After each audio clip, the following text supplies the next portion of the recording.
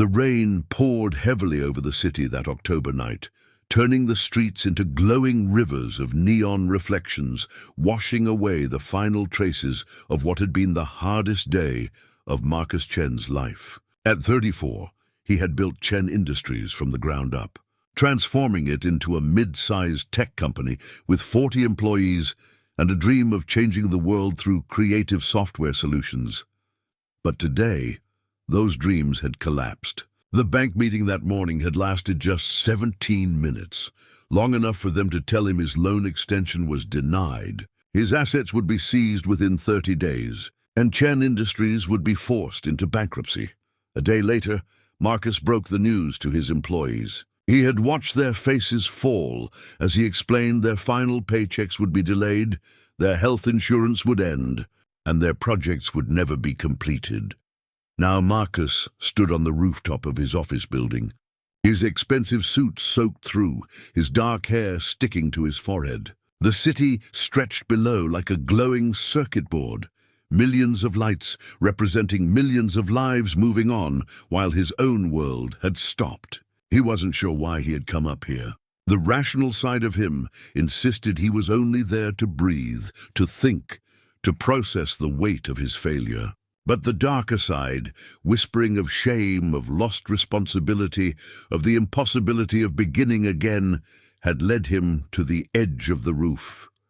That's when he heard it. Faint under the pounding rain, a quiet sob came from the far side of the rooftop access. Marcus turned, squinting through the storm, and saw someone huddled against the wall. As he drew closer, his heart froze. It was a young woman, mid-20s maybe, her long dark hair hanging in wet strands around her face. She wore a plain white dress that clung to her pregnant form, her body shivering hard in the cold rain. Even worse, she sat on the ledge of the building, her legs dangling over the 40-story drop. "Hey," Marcus called out, his own troubles fading instantly. "Hey, are you okay?" The woman lifted her head. Even in the dim city glow, Marcus could see her face streaked with tears, blending with the rain. Her eyes carried a depth of despair he recognized all too well. "Stay back," she whispered. "Please, just stay back." Marcus raised a hand slowly. He didn't move closer, but he didn't step away either. "Okay, I'm staying right here." "What's your name?" "It doesn't matter," she answered, one hand instinctively cradling her belly. "Nothing matters anymore."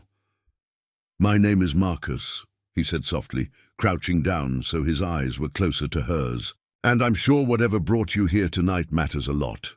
Do you want to talk about it?" She looked at him, startled, as though she hadn't expected anyone to care enough to ask. "You don't understand. I've lost everything.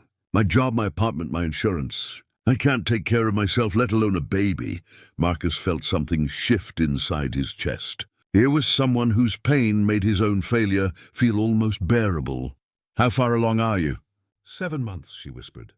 "I was supposed to be married next month, but when David found out about the baby, he said he wasn't ready to be a father. He left yesterday, took our savings and disappeared." The rain continued falling around them, creating a strange closeness in the middle of the endless city. Marcus edged a little nearer, careful not to startle her, but needing to bridge the distance. "What kind of work did you do?" he asked. "Software development," she answered with a bitter laugh. "I was the lead programmer for a startup that collapsed last week. Apparently, pregnant women aren't seen as essential staff when companies start cutting." Marcus stared at her. "You're a programmer?" "It was a programmer," she corrected. "It was a lot of things, it seems." She wiped her eyes with the back of her hand. "I used to think I was smart, capable, that I could handle anything life threw at me. I was wrong," she whispered. "What's your name?" Marcus asked again, his tone softer this time. She stayed silent so long that Marcus thought she would refuse to answer. At last, barely audible, she said, Sarah Matthews." "Sarah," Marcus repeated, fixing it in his memory. "I want to tell you something, and I really need you to listen." She nodded slowly. 3 hours ago, I was standing in almost the same place you are now. Not on this exact spot, but in the same state of mind. My company went bankrupt. My employees lost their jobs because of me. I thought my life was finished." Sarah looked at him with shock. "You were going to jump?" I honestly don't know, Marcus admitted, but I was thinking about it. Then I heard you crying, and suddenly my own problems felt different. Smaller, maybe. Or at least solvable. How are they solvable? Sarah pressed. You just said your company is bankrupt. Marcus was quiet for a moment, an idea forming in his mind that felt both impossible and logical. Sarah, can you tell me more about your programming experience? Why? She asked cautiously. Because maybe we can solve both of our problems. For the next hour, as the rain softened into a steady drizzle, Marcus and Sarah talked. She told him about her work in artificial intelligence and machine learning, her fresh ideas for user-friendly design, and her dream of building software that could truly help people. He shared the story of Chen Industries, of the projects abandoned halfway, and the clients still waiting for answers they might never get. What if we didn't let it all die? Marcus said suddenly. What if we started over, smaller, smarter? Sarah stared at him in disbelief. You need a stable job with health insurance, and I need a partner who understands both the technical and human side of software. Maybe this isn't the end of our stories. Maybe it's just the end of the chapters we thought we were writing. Marcus's eyes held hers. You're serious? I've never been more serious, he replied. I know it sounds crazy. We just met and we're both at rock bottom. But sometimes rock bottom is the best place to build something new. Carefully, Sarah swung her legs back over the ledge and stood. Marcus extended his hand. She accepted it, letting him guide her away from the edge. I don't have money to invest, she said softly. I don't either, Marcus laughed. But I've found something better. I've found hope again, and maybe you have too.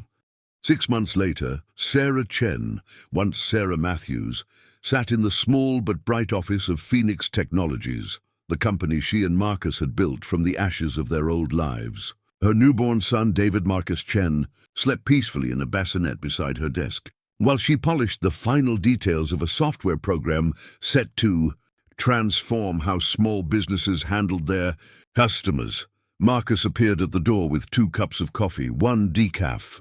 How's the debugging? Almost finished, Sarah said, gratefully taking the cup.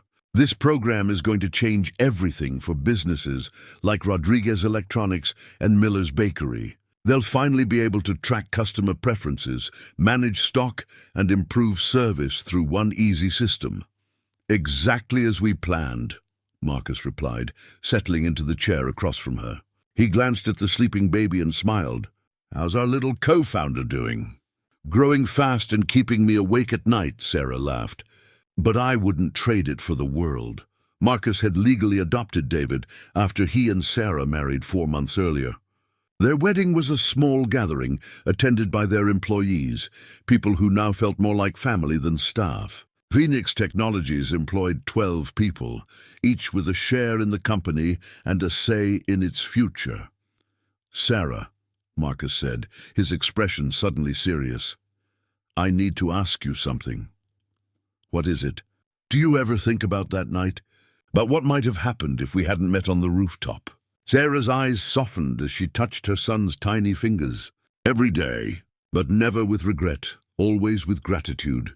That night I believed losing everything meant I had nothing left. But sometimes you have to lose what you thought you wanted to realize what you truly need. She looked at Marcus, her eyes shining. I needed a partner who knew that business success and personal happiness aren't separate. Someone who could find potential in failure and hope in despair. Marcus reached across the desk and held her hand. And I needed someone to remind me that building something isn't just about proving you can. It's about making life better for the people who matter. As evening fell over the city, Sarah packed her things to head home to the modest apartment she and Marcus shared. The same skyline that once felt like a dead end now shone with endless possibility. Phoenix Technologies was growing, not through reckless expansion or outside investors, but through genuine care for clients and respect for their team. The rooftop where they had met had become part of the skyline, but Marcus and Sarah returned there every year on that rainy night's anniversary. Not to remember the despair, but to celebrate the life that began because of it. Because sometimes the darkest night of your life becomes the first morning of the life you were meant to live. Sometimes losing everything opens space for something far greater. And sometimes the person who saves you is also the person you were meant to save. The storm that once felt like an ending had really been a beginning, washing away old dreams to make space for the life they were destined to build. Together, their company motto, printed on every card and displayed in their office, read Phoenix Technologies, rising together. It wasn't just branding. It was their truth, born from ashes into light. And baby David, growing up in the love of two parents who had rescued each other on the rooftop, would learn early that storms pass, and that the most powerful act of love is refusing to let someone face their struggles alone. If this story reminded you that your darkest times can create the path to your brightest future, and that sometimes the one you help is also the one meant to help you, please like this story and share it with someone who might need hope today. Subscribe for more stories of second chances and the unexpected ways love and purpose find us. And share in the comments a moment when what felt like an ending turned into a beautiful beginning. Your story may be exactly what someone else needs right now.